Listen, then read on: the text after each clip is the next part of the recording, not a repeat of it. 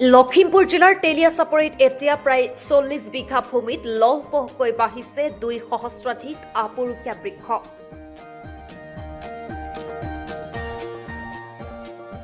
(২০১৯ আৰু ২০ বৰ্ষতে কেম্পা আঁচনিৰ অধীনত লখিমপুৰৰ বন সংমণ্ডল প্ৰাধিকাৰী বিষয়াৰ জৰিয়তে আপুৰুগীয়া বৃক্ষ আঁচনি নামৰ এখন আঁচনি গ্ৰহণ কৰা হৈছিল।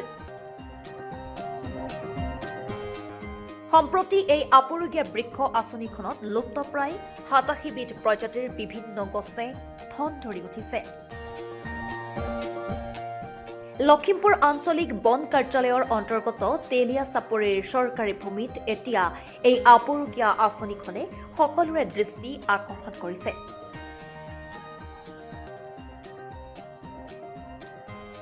এই চাপৰিটোত বন বিভাগে ৰোপণ কৰা বিভিন্ন ঔষধি আৰু লুপ্তপ্ৰায় প্ৰজাতিৰ গছ-গছনিসমূহ ডাঙৰ দীঘল হ'বলৈ ধৰিছে।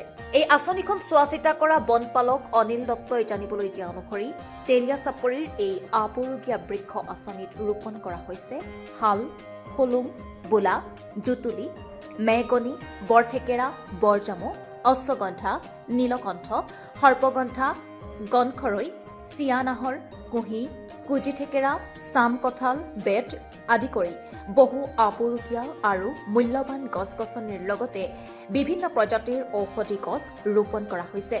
1920 চনত আৰম্ভ কৰা হৈছিল। হয়, ইয়াতে আপুৰুগীয়া বৃক্ষ বনানীকৰণ।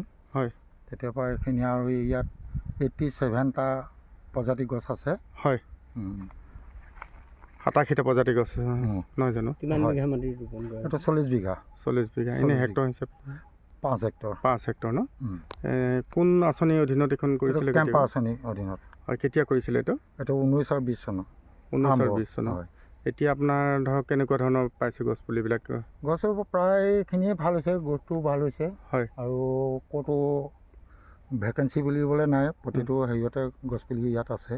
আৰু প্ৰায় 15-20 ফুটলৈকেও কিছুমান গছ হ'লগৈ। হয়, ইয়াতে কিমানমান গছ পুলি আছে টোটেল? টোটেল এনেই হেৰি মানে 2000 ধৰক। 2000 হ'ব। আপোনাৰ এইটো কোন জেগা? এইকাৰণে জেগা তেলিয়াচাপৰি। তেলিয়াচাপৰি। হয়, কোন ৰেঞ্জৰ আণ্ডাৰত? লখিমপুৰ ৰেঞ্জৰ আণ্ডাৰত। লখিমপুৰ ৰেঞ্জৰ আণ্ডাৰত।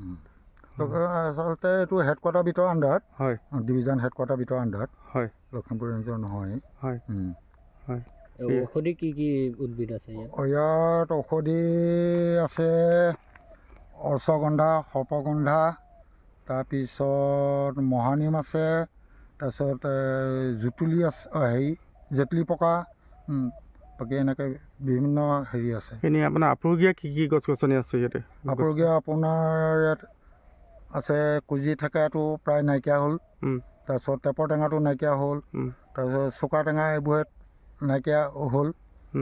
এইবোৰত ৰখা হৈছে। আচ্ছা, ইয়াত দেখিছোঁ আপুনি হলং বুলি এটা গছৰ নাম আছে, হলং আছে। হয়, এইটো আমাৰ লখিমপুৰত তেনেকৈ নাই। হয়, গছ ইয়াতে আনি ক'ৰ পৰা আনিছে এইটো? এইটো নগাঁৱৰ পৰা। এইটো আমাৰ হেডকোৱাৰ্টাৰ ভিতৰত গুটি পঠোৱা হৈছিলে লখিমপুৰ। হয়, হেডকোৱাৰ্টাৰ ভিতৰতে পুলি প্ৰডাকশ্যন কৰি পেলাই ইয়াত ৰোৱা হৈছে। হয়। এনেই সাধাৰণতে এনেকুৱা ইয়াতে কি কি গছ পুলি আছে বা কি কি গছ আছে অকণমান জনাওকচোন। ইয়াত আছে আপোনাৰ হলং আছে, হয়, শাল আছে, হয়, গনচৈ আছে, হয়, তিতাচপা আছে, বনচুম আছে, চিয়ানাহৰ আছে, জাতিনাহৰ আছে, বগীপমাও আছে, চিচু আছে, শিমলু আছে। সম্প্ৰতি এই গছবোৰ 10-15 ফুট উচ্চতালৈ বৃদ্ধি পোৱাৰ লগতে শাৰী শাৰী সেউজীয়া গছসমূহে প্ৰকৃতিপ্ৰেমী লোকসকলক আকৰ্ষিত কৰি তুলিছে। উল্লেখযোগ্য যে 2019 আৰু 20 বৰ্ষত লখিমপুৰৰ বন বিভাগে কেম্পা আঁচনিৰ অধীনত 34 লাখ টকাৰ ব্যয় সাপেক্ষে এই আপুৰুগীয়া বৃক্ষ আঁচনিখন গ্ৰহণ কৰিছিল। আঁচনিখনৰ চৌহদ বেৰা নিৰ্মাণ কৰাৰ লগতে আঁচনিৰ মাজত বন বিভাগে 2টি গৃহও নিৰ্মাণ কৰিছে।